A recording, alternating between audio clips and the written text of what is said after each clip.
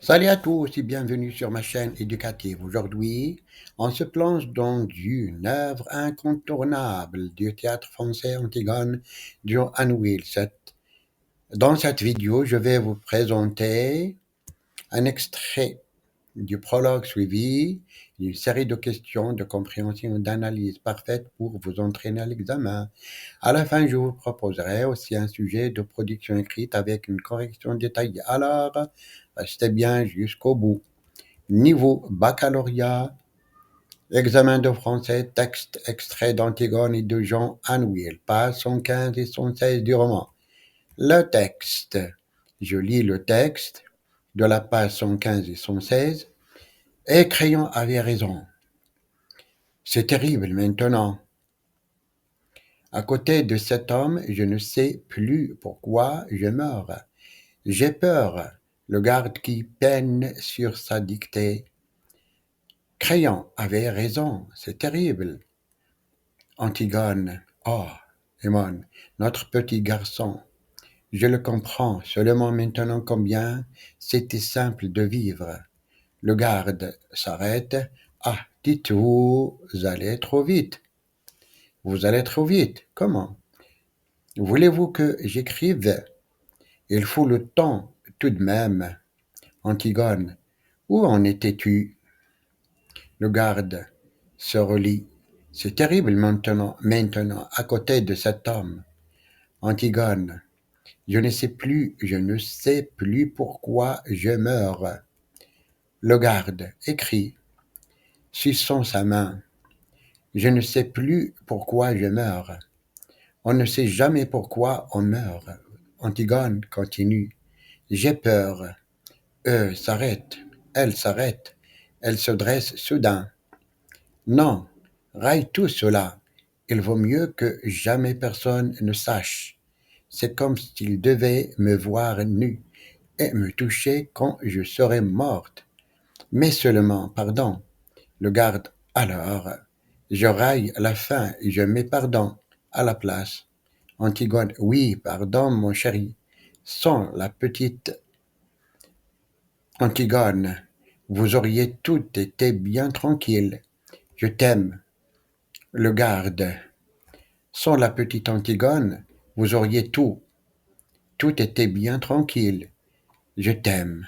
C'est tout. Antigone, oui, c'est tout. Maintenant, on passe aux questions de compréhension. Première question. Quel sentiment, quel sentiment domine Antigone dans ce passage? Je répète la question. Quel sentiment domine Antigone dans ce passage? La réponse, la peur. Question 2. À qui Antigone s'adresse-t-elle? Indirectement lorsqu'elle évoque la simplicité de vivre.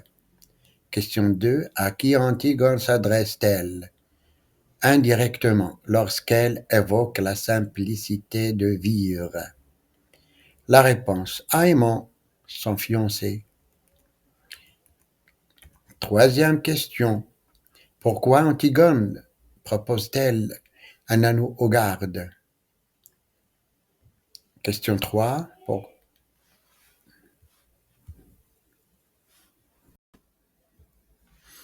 Pourquoi Antigone propose-t-elle un anneau aux gardes? Question 3. Pourquoi Antigone propose-t-elle un anneau aux gardes? La réponse. Pour qu'il accepte d'écrire ce qu'elle souhaite. Quatrième question. Quelle est la réaction du garde face à la proposition d'Antigone? Question 4. Quelle est la réaction du garde face à la proposition d'Antigone? La réponse. Il hésite, préoccupé par les conséquences pour lui-même, mais reste intéressé par l'or. Question 5. Comment Antigone qualifie-t-elle le monde qui l'entoure? Question 5. Comment Antigone qualifie-t-elle le monde qui l'entoure? La réponse, elle le qualifie de trop laide.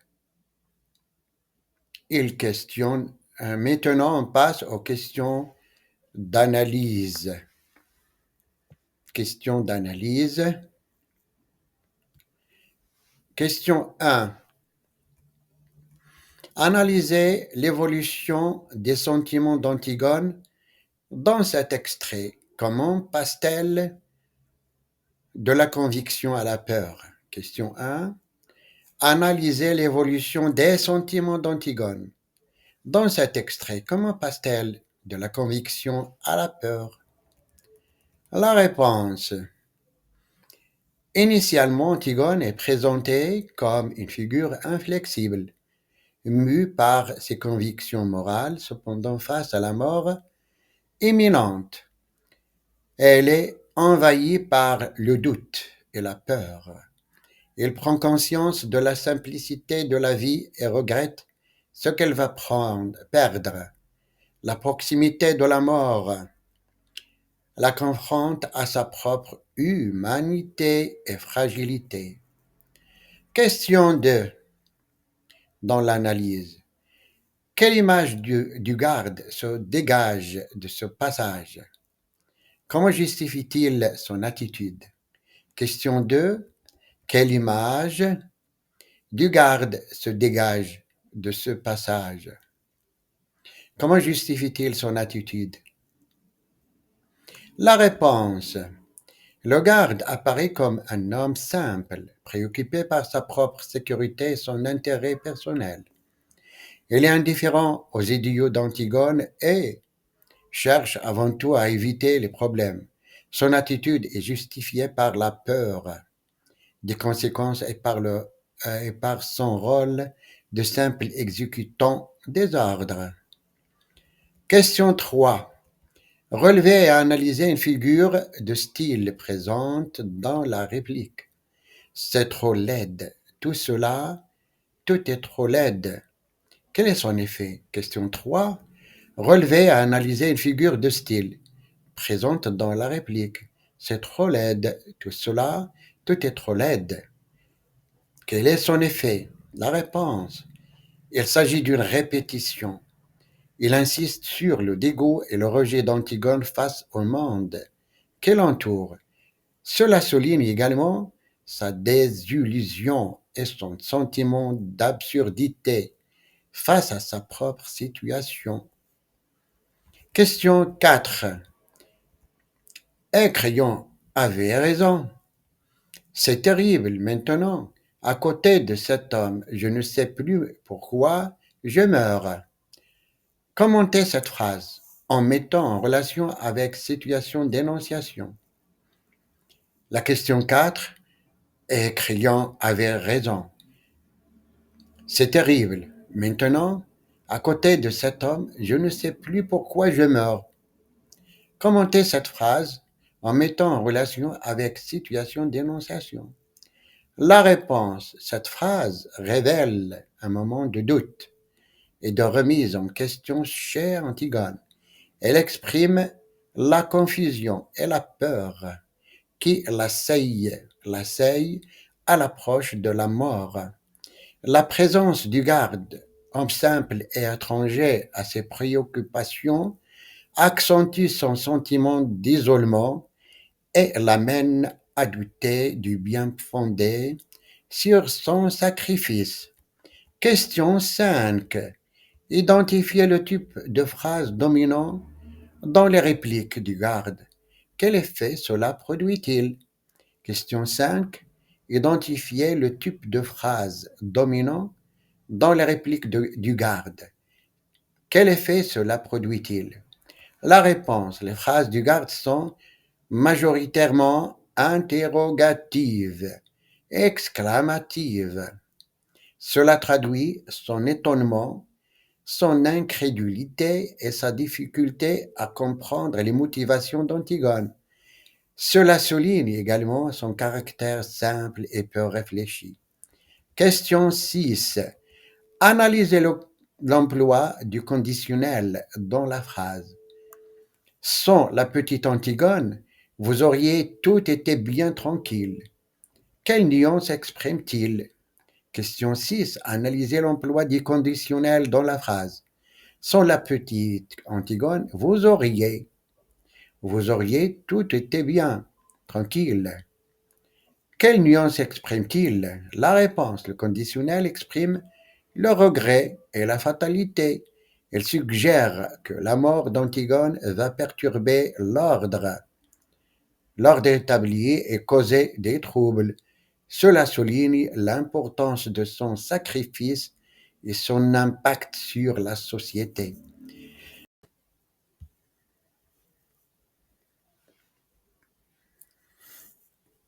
Question numéro 7. Quel niveau de langue est utilisé par le garde? Justifiez votre réponse par des exemples précis tirés du texte. Question 7.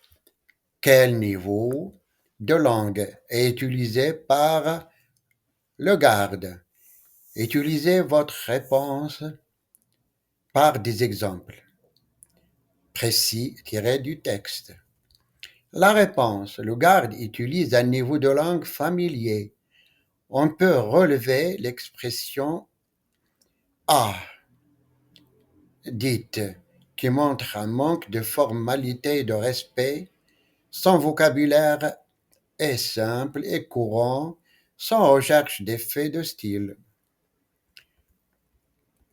Question 8. Proposez une reformulation de la phrase d'Antigone. C'est trop laid. Tout est trop laid dans un registre de langue soutenue. Question 8. Proposez une reformulation de la phrase d'Antigone. C'est trop laid. Tout est trop laid dans un registre de langue soutenue. La réponse. Leader de ce spectacle me révulse. Tout ici va et d'une laideur insoutenable. Question 9. La phrase « Je ne sais plus pourquoi je meurs » traduit-elle un renoncement d'Antigone à ses valeurs? Justifié. Question 9. La phrase « Je ne sais plus pourquoi je meurs » traduit-elle un renoncement d'Antigone à ses valeurs? Justifié. La réponse. Non, cette phrase ne traduit pas un renoncement, mais plutôt un moment d'égarement et de doute face à la mort. Antigone est submergée par la peur et prend conscience de la valeur de la vie. Cependant, elle reste fidèle à ses convictions, même si elle les exprime avec moins d'assurance. Question 10. Quel est l'intérêt d'intégrer un personnage comme le garde dans une tragédie? Question 10. Quel est l'intérêt d'intégrer un personnage comme le garde dans une tragédie? La réponse. L'intégration du garde permet de contraster la noblesse et l'idéalisme d'Antigone avec la banalité et l'indifférence du quotidien. Elle permet de souligner l'isolement de l'héroïne et de mettre en évidence l'absurdité de la situation. Le garde présente le peuple qui ne comprend pas les enjeux du conflit et se contente de suivre les ordres. Passons maintenant au sujet de production écrite.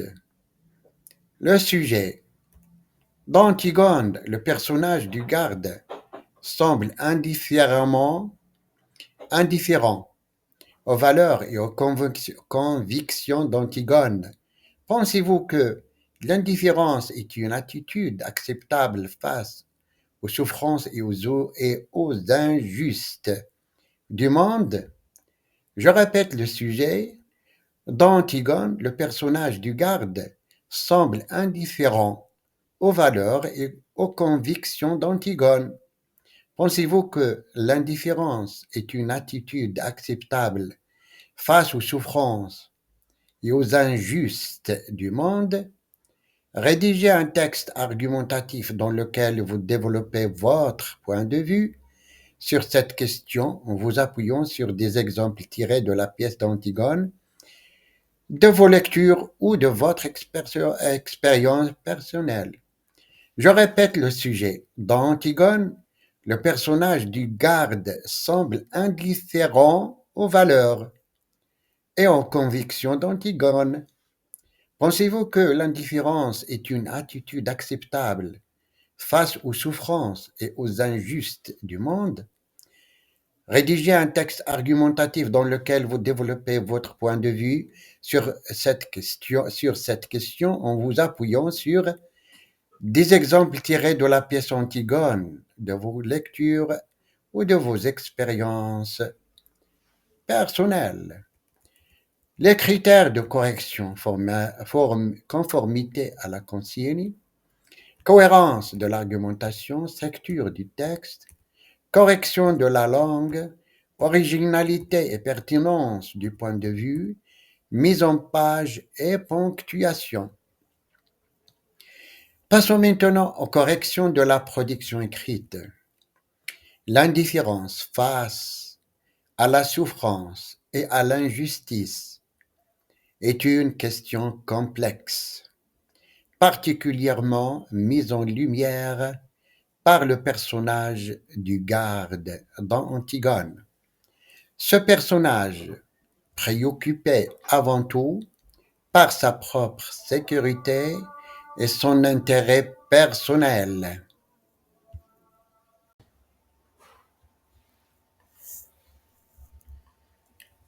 contraste fortement avec l'idéalisme et la détermination d'Antigone. Dès lors, on peut se demander si l'indifférence est une attitude acceptable face aux réalités douloureuses du monde. N'est-ce pas une forme de complicité passive qui renforce les inégalités et les oppressions? Il convient d'examiner les raisons de cette indifférence et ses conséquences avant de défendre un engagement actif face à la souffrance humaine.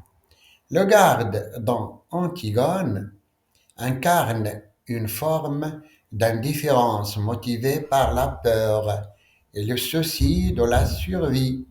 Il exécute les ordres sans se soucier des implications morales de ses actes, préférant éviter les ennuis et les sanctions. Cette attitude peut s'expliquer par la condition sociale modeste du garde qui le rend vulnérable face au pouvoir. Son indifférence est donc une stratégie de protection, un moyen de se soustraire aux conflits et aux responsabilités. De plus, le garde ne comprend pas les motivations d'Antigone, qu'il considère comme une folle ou une idéaliste. Son horizon intellectuel limité l'empêche de saisir les enjeux éthiques du conflit, le conduisant à une forme d'apathie morale. Cependant, l'indifférence face à la souffrance et à l'injustice a des conséquences néfastes sur la société. Elle permet aux oppresseurs d'agir en toute impunité, en l'absence de résistance ou de contestation, en ne prenant pas position. L'individu indifférent se rend complice des injustes qu'il observe. Cette attitude peut également conduire à une déshumanisation en niant la souffrance de l'autre et en se repliant sur soi-même. L'histoire nous enseigne que les périodes les plus sombres ont souvent été marquées par l'indifférence d'une grande partie de la population face aux persécutions et aux violations des droits humains.